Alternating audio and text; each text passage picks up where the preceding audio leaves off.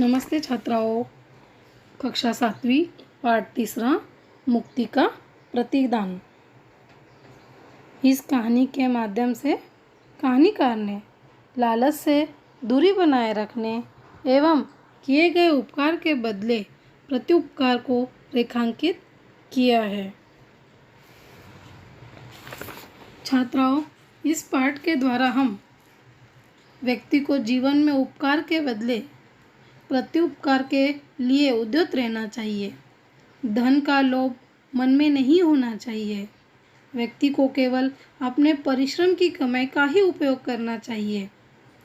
हमारा पर्यावरण प्रदूषण के कारण प्रदूषित होता जा रहा है। कहानीकार ने इस बात पर बल दिया है कि हम वृक्षों का संरक्षण करें तथा अधिक से अधिक वृक्षारोपण करें।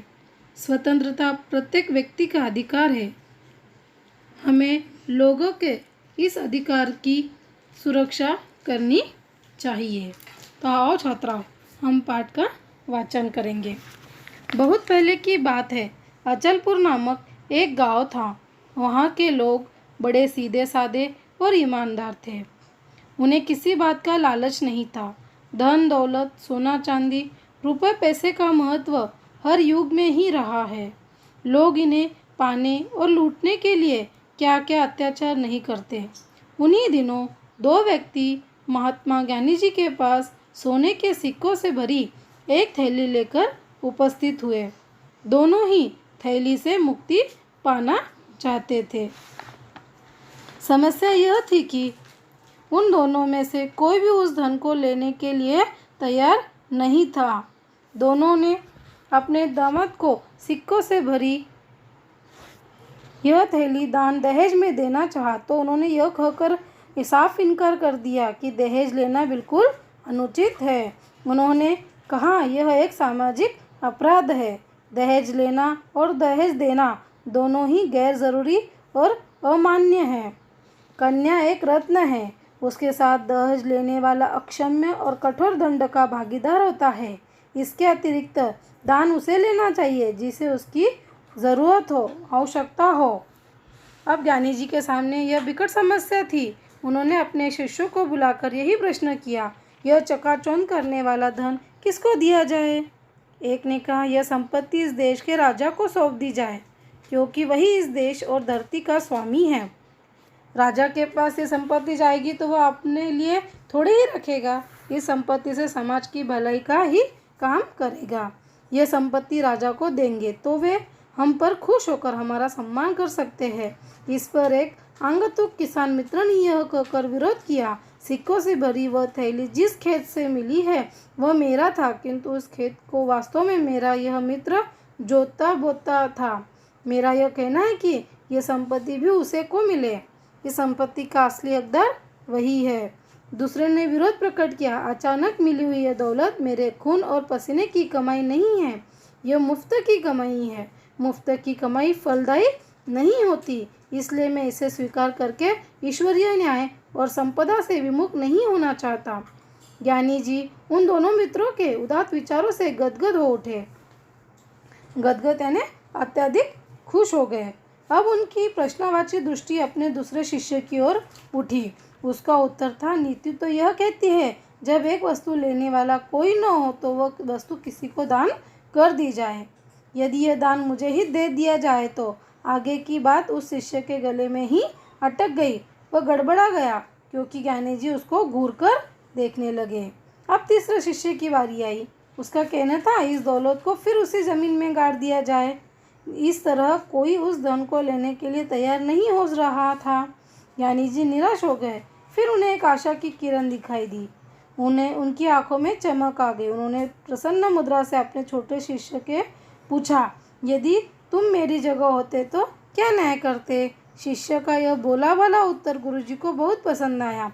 मेरी आत्मा कहती है, धरती माँ ने यह दौलत किसी शुभ कार्य या लोकहित के लिए दी है।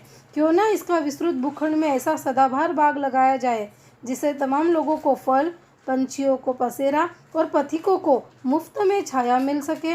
उसके विचार सुनकर सबकी बाछें खिल गई। बाछें खिल गई। बाछें खिलना यानी प्रसन्न होना। गुरुजी ने यह सारे सिक्के उसे सौंपकर उत्तम फलों के बीज खरीदने के लिए राजधानी की यात्रा का आदेश दे दिया। शिष्य ने अपने गुरु के आदेश को शिरोधार्य करके अपनी यात्रा का श्री गणेश किया। वह लगातार चलता रहा, मन ही मन सुंदर बाग की कल्पना भी करते जा रहा था। कई दिनों की यात्रा करने के पश्चात जब वह होनहार शिष्य राजधानी के चौक बाजार में सर्वोत्तम बीज की तलाश में घूम रहा था, तो गुजरते हुए ऊंटों के काफिलों का शोर उसने अचानक सुना। उसने देखा ऊंट पर एक व्यक्ति सवार था। देखने में वह मुखिया लग रहा था। उसके पास पिंजड़े में बंद पक्षी थे। उनमें घोर करुणा चित्कार उन घायल और मौत से जूझते दम तोड़ते हुए पक्षियों का था, जिन्हें उस कारवा का मुखिया ऊंटों की पीठ पर जालों में फंसाकर खान साहब के महल की तरफ लिए जा रहा था।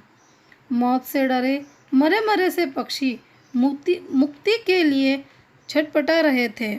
उस उदार हृदय युवक से वह करुण क्रुदन नहीं देखा गया, तो उसने मुखिया से बात की। मुखिया को समझाया कि प्राणी मात्र पर दया करना सबसे बड़ा धर्म है। उसने कहा, इन निरीह पक्षियों को स्वतंत्र करके पुण्य की कमाई कर ले, क्योंकि पुण्य ही सबसे बड़ा कर्म है।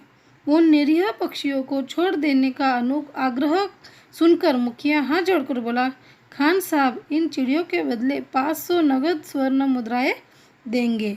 तुम्हारे पास क्या है जो मैं इन्हें छोड़ दूँ?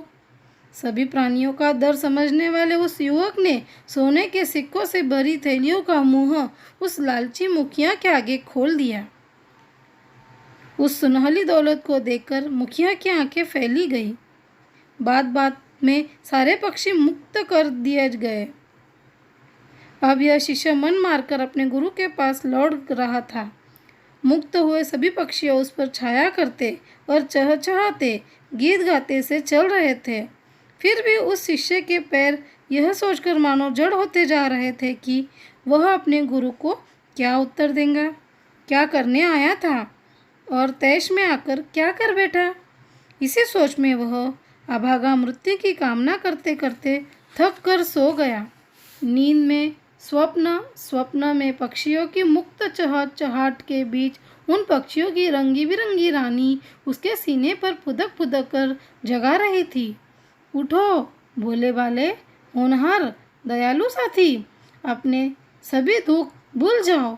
हम सभी आज़ाद पक्षियों ने मिलकर पहले ही तुम्हारे उस विशाल भूखंड में तरह तरह के फलों के बीज बो दिए हैं। आंखें खोलो और वहाँ जाकर देखो। अब यह युवक जाकर उन मैदान की ओर सरपट दौड़ने लगा।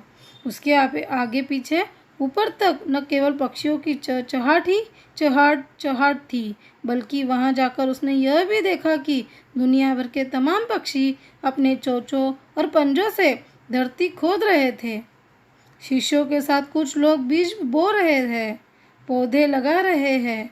उसके गुरु और अन्य एकत्र जन मुक्ति के इस प्रतिदान का करिश्मा देखकर फूले ही नहीं समा रहे थे, बल्कि वे भी बागवानी में बढ़ चढ़कर हाथ बटा रहे थे। फुलाना समाना यानी बहुत खुश होना, श्री गणेश करना यानी आरंभ करना, आंखें फैल जाना यानी चकित होना, आश्चर्य होना, तैश में यानी जोश में आना, हाथ बटाना सहयोग करना, अंगतुक यानी आने वाला, गैर ज़रूरी यानी अनावश्यक, अक्षम्य जो क्षमा करने योग्य नहीं है, काफिला यानी जो उनका समूह था, उनका दल था, यात्रियों का समूह उसे काफिला कहते हैं। चित्कार यानी चिल्लाने का शब्द, पुकार जोर से जो चिल्लाते हैं उसे चित्कार। अभागा यानी भाग्यहीन, बदनसीब, प्रतिदान यानी बदले में दिया